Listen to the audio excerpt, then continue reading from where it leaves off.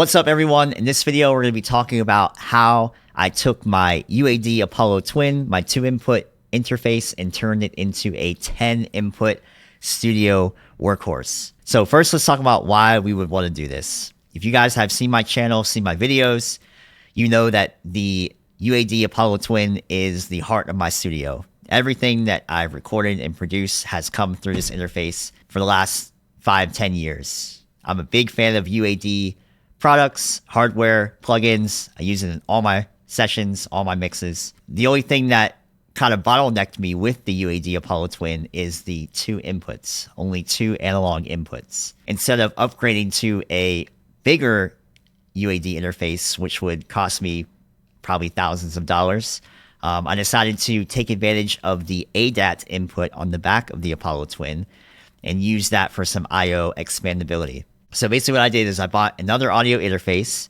and out of that interface, I used an ADAT cable, optical audio cable, and plugged that into the back of my UAD Apollo Twin. So there's a couple parameters I was looking for when shopping for this interface. I wanted to have a balance of basically cost versus quality, and I wanted something that had really clean, discrete preamps. And I came upon this audio interface that I will show you guys. This is not a paid promotion for this interface. It's not even the best on the market for this, but like I said, for the balance of quality and cost, this is the best thing I found to fulfill my need for my I/O expandability.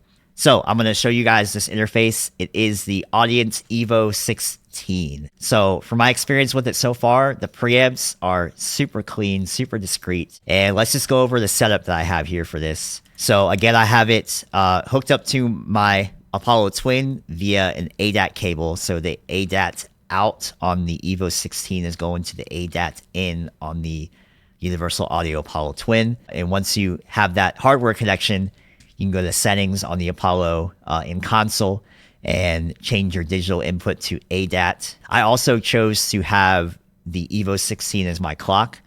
I did a lot of troubleshooting and stuff with the setup to get it just right. So if you guys are using this combo, I would follow this setup configuration. I think it works the best. So once you change your digital input to ADAT, you will see your ADAT channels here in your console. This is the template I have for console for recording for, my production sessions.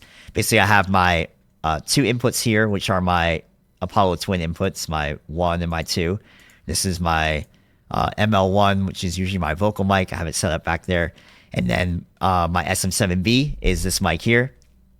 And then we move over to the ADAT inputs. You have 8 mic pre's on this EVO16. So on 1 and 2, I have for my guitars, so I can plug in right here on the front into 1 and 2, my electric guitar and my bass guitar.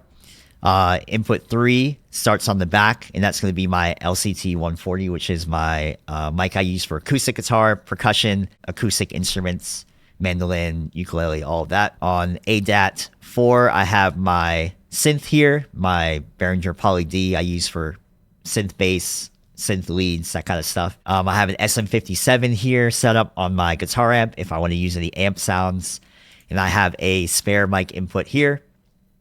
And then on 7 and 8, I have my Helix, my Line 6 Helix. So if I want to do any guitar tones through the Helix, I have that set up here. First off, it's just great to have all my options right here in front of me. Again, the problem with having only the Apollo Twin was those 2 inputs, right? So it's like I have to unplug the guitar to get the stereo Helix or to get the stereo keys, or, so there's a lot of unplugging 1/4-inch cables and XLR cables and plugging them back in for whatever I was about to record. And that kind of slows down the workflow. That's the last thing you want to do when you're producing music, is be unplugging and setting up mics and all of that stuff. So I found it's really helped my workflow to just have everything set up, everything turned on, so that I can do whatever I need to do right there in the moment when creativity strikes, and not have to unplug cables or move mics or, do things like that. So that's how I have everything set up in console. The Audient Evo also has their own kind of console app. It took me a minute to figure out how to get this set up. Well, once I set it up, it works great. But basically in the settings on your digital outputs, you have to assign each ADAT pair to a Q out. So if you're doing this same configuration, follow these steps here to get this set up correctly. Q, A, B, C, D are my ADAT pair outs here. For each Q, you just have to send which mic pre's you want to go to it. So mics 1 and 2 are going to QA, 3 and 4 to QB, 5 and 6 to QC, and so on, 7 and 8 to QD. That's what sends that audio signal from the EVO16 into each ADAT input on my Apollo Twin. And then once you have that set up in your console app and then the Evo console app, the last step of that is just my Ableton template, which has all of the inputs set up here. So whenever I want to record bass, the input is set up there.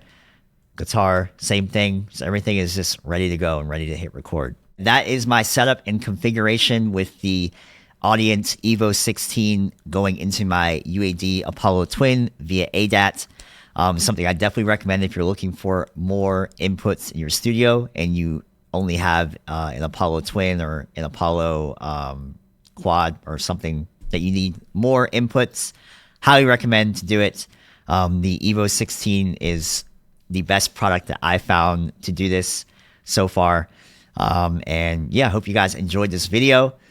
Drop a like, comment. If you have any questions about this setup or configuration, please comment that as well. And I will see you guys next time.